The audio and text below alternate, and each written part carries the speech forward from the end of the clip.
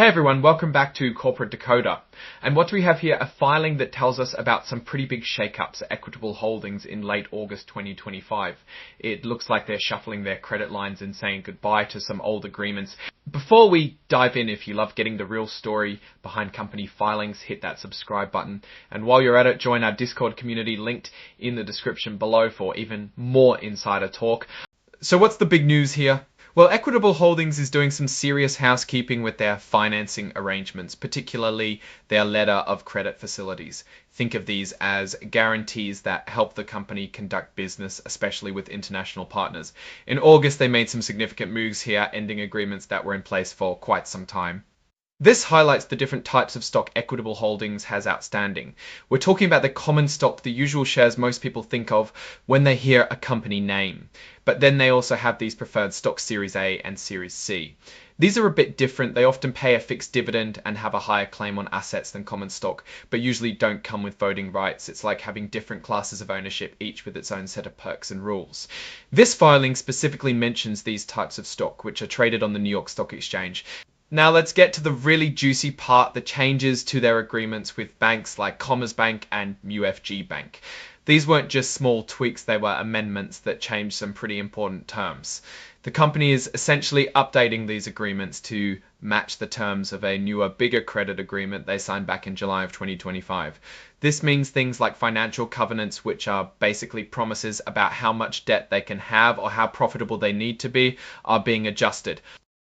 And here's a particularly interesting detail about the Commerzbank deal. They actually added options to extend the agreement for 2 more years. This suggests a desire to maintain a relationship and potential access to credit with this specific bank for a longer period, aligning with their broader financial strategy. But it's not all about new agreements or amendments. On the same day, August 21st, they also decided to end some other bilateral letter of credit facilities. These were with a bunch of other banks, including Barclays Credit Agricole, JP Morgan Chase, Landis Bank, and Natixis. This kind of move usually signals a streamlining of operations where a company decides to consolidate its banking relationships or perhaps doesn't need as many of these specific credit lines anymore. It's like cleaning out your closet, getting rid of things you haven't used in a while. And then just a few days later, on August 26th, they also terminated an agreement with Citibank Europe plc. So in a matter of days, Equitable Holdings is making significant changes to how it accesses and manages its credit facilities. It shows they are actively managing their financial structure to better suit their current needs and long-term goals.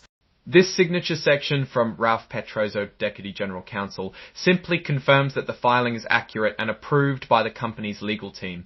It's a standard part of these reports, ensuring everything is above board and officially documented. Now, let's zoom out and think about what this all means. Equitable Holdings is essentially refinancing and restructuring its credit arrangements. They're updating older agreements to match newer ones and ditching other facilities that are no longer deemed necessary. From a business perspective, this can be a sign of a company that's getting smarter about its finances, potentially reducing costs or gaining more flexibility. What's curious though is the timing and the breadth of these changes. Terminating agreements with multiple banks all within a short period suggests a strategic decision to simplify their credit landscape. From a Warren Buffett perspective, you want to see management making smart, efficient decisions about capital. This looks like a move towards efficiency. Maybe they're consolidating borrowing or finding better terms elsewhere.